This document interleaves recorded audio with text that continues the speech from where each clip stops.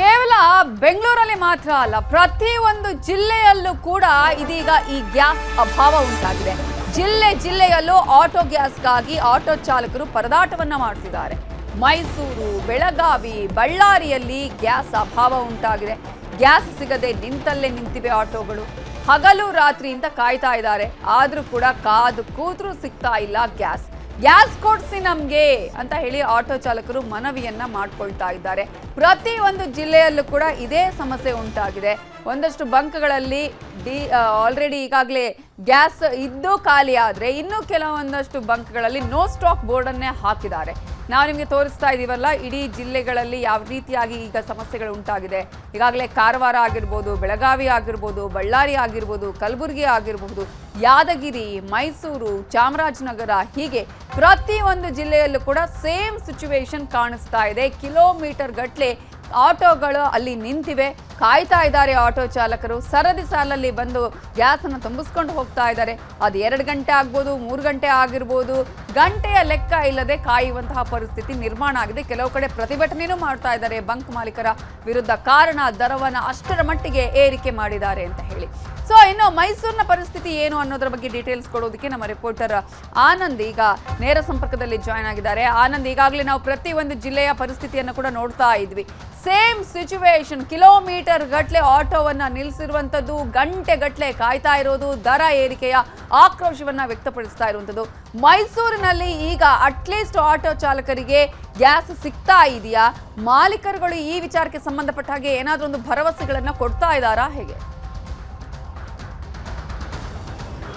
ನವಿತಾ, ಏನು ಮೈಸೂರಿನಲ್ಲೂ ಕೂಡ ಈ ಯುದ್ಧದ ಎಫೆಕ್ಟ್ನಿಂದಾಗಿ LPG ಗ್ಯಾಸ್ ಸಿಗ್ತಾ ಇಲ್ಲ. ಒಂದು ಕಡೆ ಆಟೋ ಚಾಲಕರು ಇರ್ಬೋದು, ಅವರು ನಾವು ದುಪ್ಪಟ್ಟು ದರವನ್ನು ಬೇಕಾದ್ರೂ ಕೊಡ್ತೀವಿ ಅಂದ್ರೂ ಕೂಡ LPG ಗ್ಯಾಸ್ ಸಿಗ್ತಾ ಇಲ್ಲ. ಮತ್ತೊಂದು ಕಡೆಯಾಗಿ ಇರುವಂತ ಬಂಕ್ಗಳು ಕ್ಲೋಸ್ ಆಗ್ತಾ ಇದೆ. ಅಲ್ಲದೆ ಮೊನ್ನೆವರೆಗೂ ಕೂಡ 70 ರೂಪಾಯಿ ಇದ್ದಂತಹ LPG ಗ್ಯಾಸ್ ಇದೀಗ ಏಕಾಏಕಿ 90 ರೂಪಾಯಿಗೆ ಏರಿಕೆ ಆಗಿರುವಂತದ್ದು. ಒಂದು ಕಡೆಗಳಲ್ಲಿ ನೀವು ದೃಶ್ಯದಲ್ಲಿ ಗಮನಿಸಬಹುದು, ಇದು ಮೈಸೂರಿನ ಅಗ್ರಹಾರದ ಏನು ಆಟೋ ವೃತ್ತ. ಇಲ್ಲಿ ಇತ್ತೀಚೆಗೆ ಸುಮಾರು 20 ರಿಂದ 30 ಆಟೋ ಗಾಡಿಗಳು ಇಲ್ಲೆಲ್ಲವೂ ಕೂಡ ನಿಲ್ಕೊಳ್ತಾ ಇದ್ವು. ಆದ್ರೆ LPG ಗ್ಯಾಸ್ ಸಿಗದ ಹಿನ್ನೆಲೆಯಲ್ಲಿ ಕೇವಲ ಬೆರಳೆಣಿಕೆ ಅಷ್ಟು ಒಂದು 3-4 ಗಾಡಿಗಳು ಅಷ್ಟೇ ಇಲ್ಲಿ ಸದ್ಯಕ್ಕೆ ನಿಂತಿರುವಂತದ್ದು. ಯಾಕೆ ಅಂತ ಹೇಳಿದ್ರೆ LPG ಗ್ಯಾಸ್ ಸಿಗ್ತಾ ಇಲ್ಲ. ಇಲ್ಲಿಗೆ ಕರ್ಕೊಂಡ್ಬಂದ್ರು ಕೂಡ ಒಂದು ವೇಳೆ ಆಟೋ ಆಫ್ ಆದ್ರೆ ನಾವು ಹೋಗ್ಲಿಕ್ಕೂ ಕೂಡ ಆಗೋದಿಲ್ಲ. ಆ ನಿಟ್ಟಿನಲ್ಲಿ ಎಲ್ಲರೂ ಕೂಡ ಮನೆಗೆ ಹೋಗಿದ್ದಾರೆ ಅಂತ ಆಟೋ ಚಾಲಕರು ಹೇಳ್ತಾ ಇರುವಂತದ್ದು. ಇಲ್ಲಿ ನನ್ನ ಜೊತೆ ಆಟೋ ಚಾಲಕರಿದ್ದಾರೆ, ಅವ್ರನ್ನ ನಾನು ಮಾತಾಡಿಸ್ತೀನಿ. ಸರ್, ಗ್ಯಾಸ್ ಸಿಗ್ತಾ ಇದೆಯಾ? ಸಮಸ್ಯೆ ಏನಾಗ್ತಿದೆ? ಗ್ಯಾಸ್ ಸಿಗ್ತಾ ಇಲ್ಲ. ಗ್ಯಾಸ್ ರೈಟು 50 ಯುದ್ಧ ಸ್ಟಾರ್ಟ್ ಆಗಕ್ ಮೊದಲು 53 ರೂಪಾಯಿ ಇದ್ದು ಇವತ್ತು 90 ರೂಪಾಯಿ ಕೊಟ್ಟರು ಗ್ಯಾಸ್ ಸಿಗ್ತಾ ಇಲ್ಲ. ಗ್ಯಾಸ್ ಸಿಗದೇನೆ ಆಟೋ ಚಾಲಕರು ಆಟೋಗಳನ್ನ ಮನೆಗಳಲ್ಲಿ ನಿಲ್ಸ್ಕೊಂಡಿದ್ದಾರೆ. ಜೀವನ ಮಾಡೋದು ತುಂಬಾ ದುಸ್ತರವಾಗಿದೆ. ಪಾಪ ಬಡ ಆಟೋ ಚಾಲಕರಿಗೆ ಮಕ್ಕಳು ಫೀಸು, ಸ್ಕೂಲ್ ಫೀಸು ಮತ್ತೆ ಮನೆ ಜೀವನ ನಡೆಸಲಿಕ್ಕೆ ತುಂಬಾ ತೊಂದರೆ ಆಗಿದೆ. ಆದ್ರಿಂದ ಸರ್ಕಾರ ಇದ್ರ ಬಗ್ಗೆ ಕ್ರಮ ತಗೋಬೇಕು. ಮತ್ತೆ ಪ್ರೈವೇಟ್ ಏಜೆನ್ಸಿಗಳ ಕೈಗೆ ಇದು ಗ್ಯಾಸ್ ಏಜೆನ್ಸಿ ಸಿಕ್ಕಿರೋದ್ರಿಂದ ನಮಗೆ ತುಂಬಾ ಕಷ್ಟ ಆಗಿದೆ. ಮತ್ತೆ ತುಂಬಾ ರೇಟ್ ಜಾಸ್ತಿ ಮಾಡಿದ್ದಾರೆ. ಆದ್ರಿಂದ ದಯವಿಟ್ಟು ಸರ್ಕಾರ ಇದ್ರ ಬಗ್ಗೆ ಗಮನ ಹರಿಸಬೇಕು. ಮುಖ್ಯಮಂತ್ರಿಗಳು ಇದ್ರ ಬಗ್ಗೆ ಗಮನ ಹರಿಸಿ ಆಟೋ ಚಾಲಕರಿಗೆ ನ್ಯಾಯ ಒದಗಿಸಬೇಕು.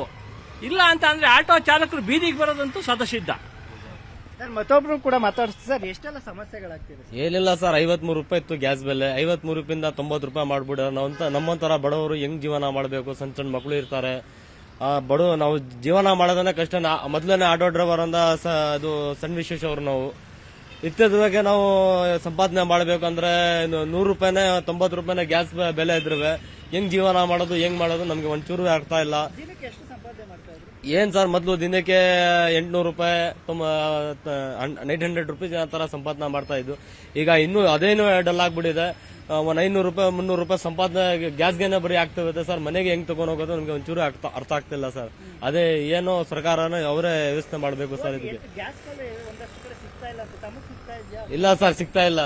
ನಮ್ದು ಸಿಗ್ತಾ ಇಲ್ಲ. ಎಲ್ಲಾದ್ರೂ ಜಾಸ್ತಿ ಬೆಲೆ ಅಂದ್ರೆ ನಮ್ಗೆ ಗ್ಯಾಸ್ ಸಿಗ್ತಾ ಇಲ್ಲ. ತಗೊಳ್ದ್ರು ಸರ್ ಕ್ಯೂ ಅಲ್ಲಿ ತಗೋಬೇಕು. ಬೆಳಗ್ಗೆ ನಿಂತ್ರೆ ಸರ್ ಸಿಂಕ್ ಎಲ್ಲ ಆಗ್ಬಿಡ್ತದೆ. ಆ ತರ ತಗೊಳ್ತಾ ಇದೀನಿ ಸರ್ ನಾವು ಗ್ಯಾಸು.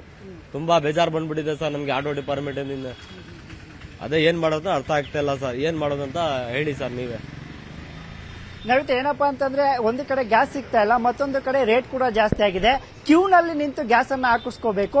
ಅದರ ಜೊತೆಗೆ ಕ್ಯೂ ಅಲ್ಲಿ ನಿಂತ್ಕೊಂಡ್ರೆ ಒಂದಷ್ಟು ಬಾಡಿಗೆಗಳು ಕೂಡ ಸಿಗೋದಿಲ್ಲ. ದಿನಕ್ಕೆ ನಾವು ಸಂಪಾದನೆ ಮಾಡ್ತಿದ್ದಂಥದ್ದು 700 ರೂಪಾಯಿ 800 ರೂಪಾಯಿ. ಇದೀಗ ಗ್ಯಾಸ್ಗೆ ನಾವು ಒಂದು 300 ರೂಪಾಯಿ 400 ರೂಪಾಯಿ ಕೊಟ್ಟರೆ ನಮಗೆ ಸಿಗೋದೇ 200-300 ರೂಪಾಯಿ. ಆ 200-300 ರೂಪಾಯಿಲಿ ನಾವು ಹೇಗೆ ಮಕ್ಕಳನ್ನ ಸಾಕಬೇಕು, ಮನೆಯನ್ನ ನೋಡ್ಕೋಬೇಕು ಅನ್ನುವಂಥದ್ದೇ ನಮಗೆ ಗೊತ್ತಾಗ್ತಿಲ್ಲ ಅನ್ನುವಂಥದ್ದು ಆಟೋ ಚಾಲಕರ ಮಾತುಗಳು. Navita, okay, thank you Anand ಡೀಟೇಲ್ಸ್ಗೆ. ಕುಕ್ಕುಟೋದ್ಯಮಕ್ಕೆ ತಟ್ಟಿದೆ ಕೊಲ್ಲಿ ಯುದ್ಧದ ಎಫೆಕ್ಟ್. ಹೊರದೇಶಗಳಿಗೆ ಕೋಳಿ ಮೊಟ್ಟೆ ರಫ್ತು ಈಗ ಸ್ಥಗಿತ ಆಗಿದೆ. ಉತ್ಪಾದನೆ ಹೆಚ್ಚಳ ಆಗಿರುವ ಪರಿಣಾಮ ಏಕಾಏಕಿ ದರ ಕುಸಿತ ಆಗಿದೆ. ಮತ್ತೊಂದು ಕಡೆ ರಫ್ತು ಕೂಡ ಆಗ್ತಾ ಇಲ್ಲ, ರಫ್ತು ಸ್ಥಗಿತ ಆಗಿದೆ. ಉತ್ಪಾದನೆ ಹೆಚ್ಚಳ ಪರಿಣಾಮ ಏಕಾಏಕಿ ದರ ಕುಸಿತ ಆಗಿದೆ.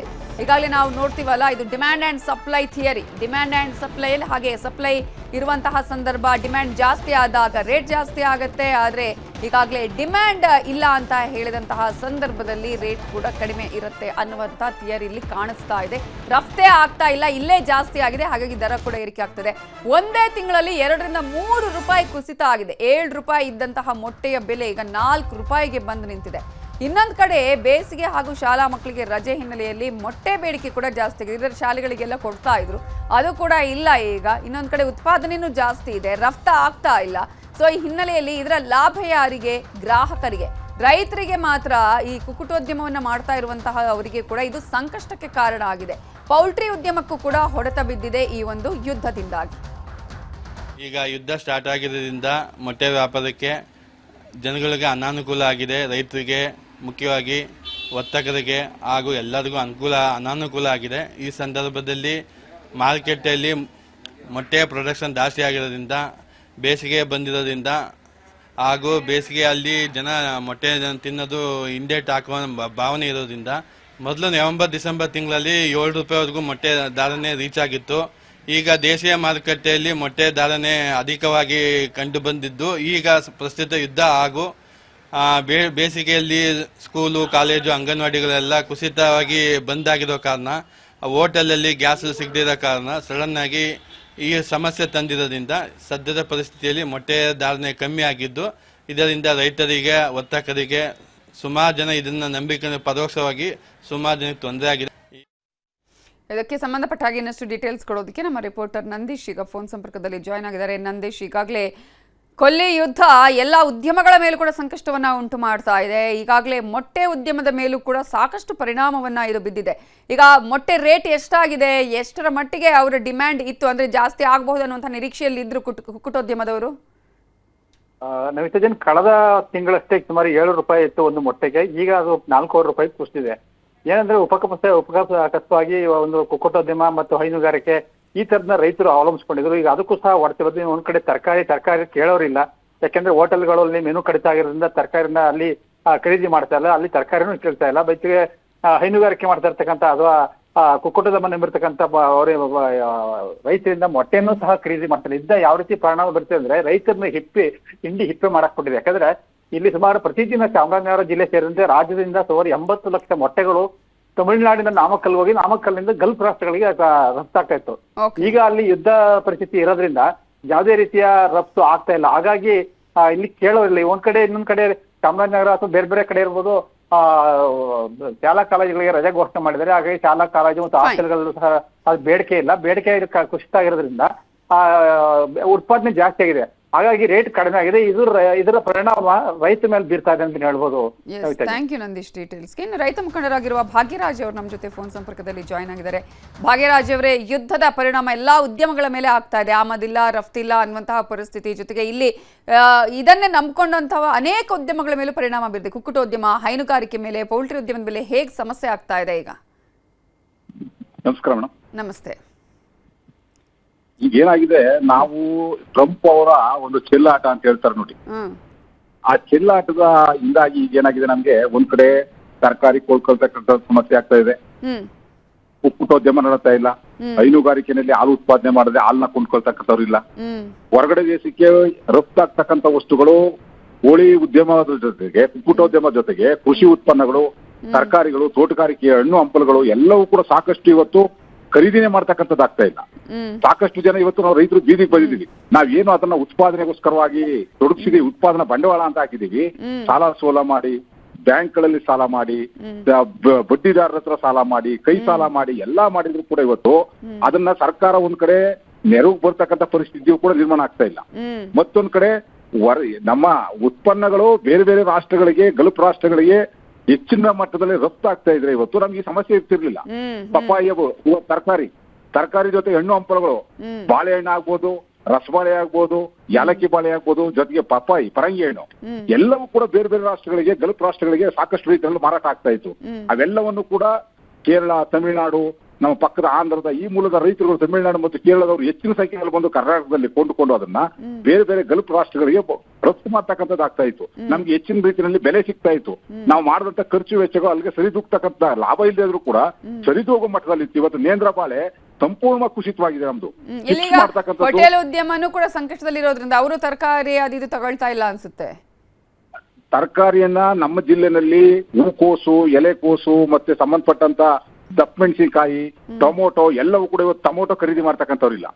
ಯಾಕೆ ಅಂತ ಹೇಳಿದ್ರೆ ಹೋಟ್ಲ್ ಉದ್ಯಮಗಳು ಮತ್ತೆ ದೊಡ್ಡ ದೊಡ್ಡ ರೆಸಾರ್ಟ್ಗಳಲ್ಲಿ ಗ್ಯಾಸ್ ಸಮಸ್ಯೆ ಉಂಟಾಗಿದೆ. ಅವ್ರಿಗೆ ಗ್ಯಾಸ್ ಸಮಸ್ಯೆಯಿಂದಾಗಿ ಅವ್ರಿಗೆ ಇರ್ತಕ್ಕಂಥ ಸೌದೆ ಮೊರೆ ಹೋಗ್ತಾ ಹೇಳ್ತಾ ಇದ್ದಾರೆ. ಆದ್ರೆ ಮೊದಲಷ್ಟು ಖರೀದಿ ಮಾಡ್ತಕ್ಕಂಥ ಖರೀದಿದಾರರು, ಹೋಟೆಲ್ ಮಾಲೀಕರಾಗ್ಬೋದು, ಮತ್ತೆ ಸಂಬಂಧಪಟ್ಟಂತ ಉದ್ಯಮದಾರರಾಗ್ಬೋದು, ಒಂದ್ ಕಡೆ ಈ ಹೆಚ್ಚು ಕಡಿಮೆ ಶಾಲಾ ಕಾಲೇಜುಗಳು ಒಂದ್ ಕಡೆ ರಜೆ.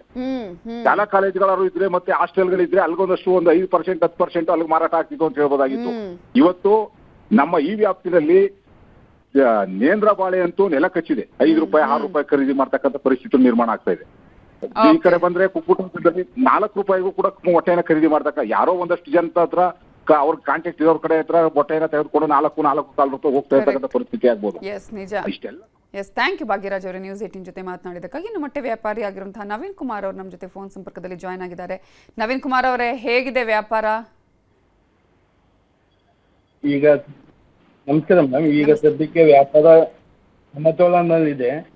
ಒಂದು ಮಾರ್ಕೆಟ್ ತುಂಬಾ ಚೆನ್ನಾಗಿದೆ, ಒಂದ್ ಕಡೆ ಮಾರ್ಕೆಟ್ ಅಪ್ ಆಗಿದೆ. ಅದರಿಂದ ಬ್ಯಾಲೆನ್ಸ್ ಈಗ ಮುಂದೆ ಏನಾಗುತ್ತೆ ಪರಿಸ್ಥಿತಿ ನೋಡ್ಬೇಕಾಗತ್ತೆ.